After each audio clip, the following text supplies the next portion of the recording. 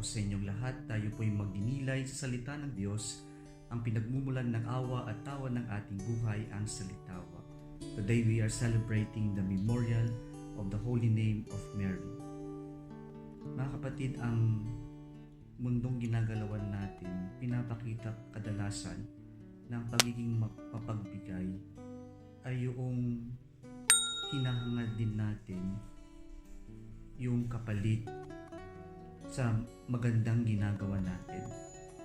Pero hindi ito pagiging mapagbigay.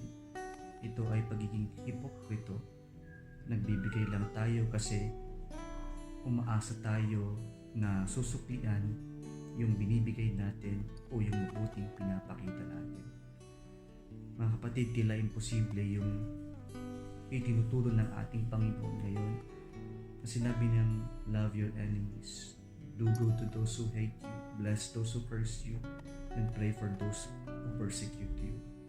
Sapagkat kadalasan kapag tayo nasasaktan, ang ating itinutugon ay hindi tayo iimik, hindi tayo magpapansinan, o yung nakakatakot yung maghiganti rin tayo sa mga taong nanakit sa atin, nakasakit sa atin.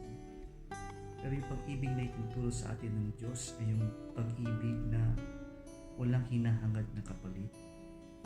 Ang Diyos nagbibigay kahit sa mga hindi tila karapat-dapat. God is kind even to those who are ungrateful and wicked. At ganito yung kabutihan ng Diyos, yung pagmamahal ng Diyos ay yung hahangarin pa rin niya kung ano yung makakabuti sa atin. At yung pag-ibig na ito ay yung marunong magsakripisyo para sa ikakabuti ng ibang tao, ng lahat. Sana po matuto tayo sa kabutihan at sa pagbibigay ng Diyos na kapag nagbigay tayo, hindi natin tinitipid, hindi bigay buhos, sapagkat alam natin ang Diyos na nakakaalam kung gaano tayo kabuti ang siyang bahala sa mga pagpapalang ipagkakaloob niya sa atin.